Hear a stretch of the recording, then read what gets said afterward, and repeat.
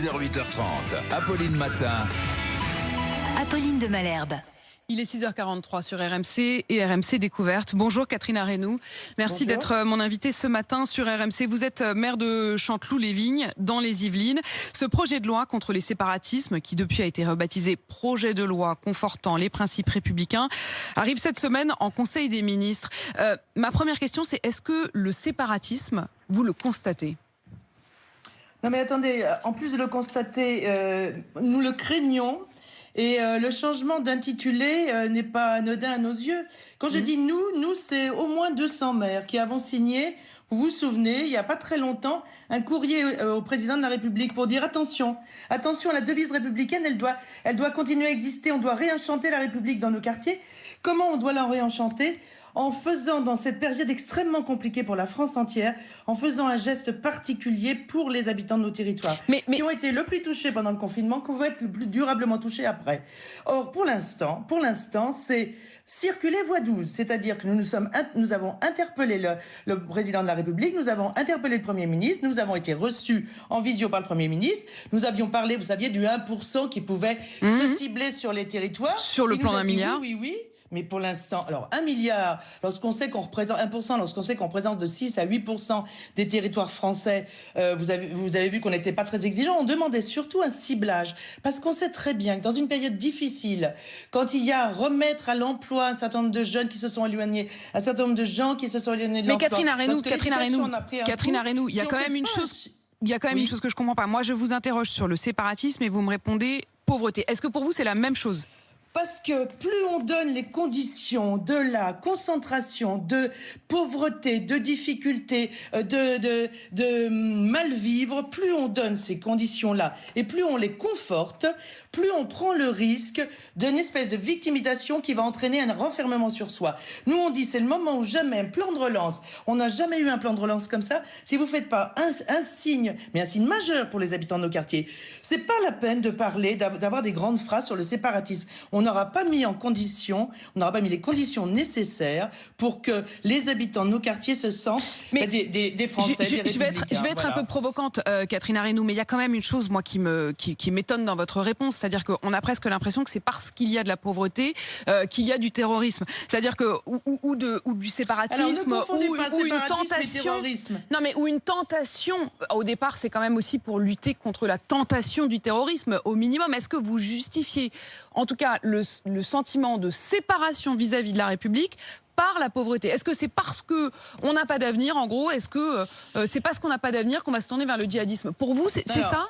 Ne mélangeons pas tout, le terrorisme et le séparatisme, on parle de choses différentes. Moi, ce que je demande c'est que la République, quand on dit la République, l'enfermement, effectivement, là, actuellement, on est sur un enfermement avec une connotation cultuelle, une connotation. Mais vous savez que l'enfermement de nos quartiers, ça peut avoir plein de formes.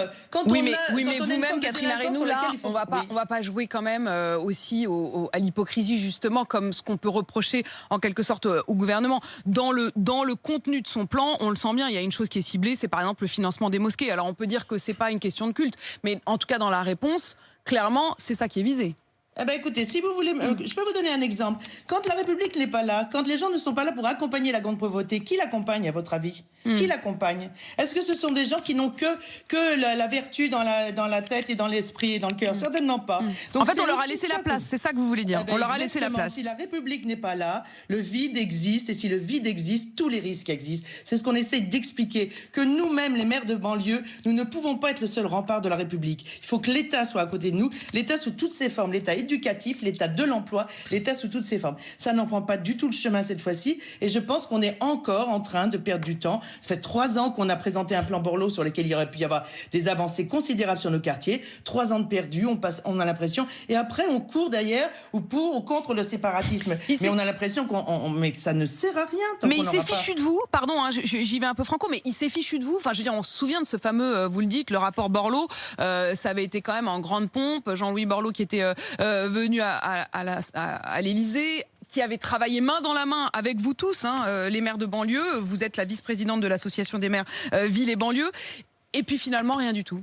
il se fiche de vous un peu à l'Élysée ou... ça a été quand même un enterrement de première classe. Hein. Ouais. Et puis d'abord, vous en avez tous été témoins. Hein. Vous, les journalistes, vous l'avez vu ce qui s'était passé. Alors après, l'ensemble des médias, et en ce moment c'est en train d'être fait, l'ensemble des médias peut aussi, puisque c'est dans son travail, vérifier ce qui a été fait vraiment du plan Borloo. Au-delà des annonces dont on entend parler dans tous les sens, qu'est-ce qui a été fait? Et ce qui n'a pas été fait doit être fait maintenant. C'est pour ça qu'on s'agite un peu, parce qu'il y a quand même un plan de finances maintenant. Il y a un plan de relance majeur. Si c'est pas maintenant que le gouvernement prend un acte fort, quand est-ce qu'il le fera? Alors cela dit, ce projet de loi, je voudrais quand même qu'on regarde ce qu'il y a dedans. Louis Amar, précisément. Sa disposition la plus symbolique, un encadrement très strict de l'école à la maison, mais il y aura quand même des dérogations, plus que ce qui était initialement prévu, pour se conformer à l'avis rendu par le Conseil d'État.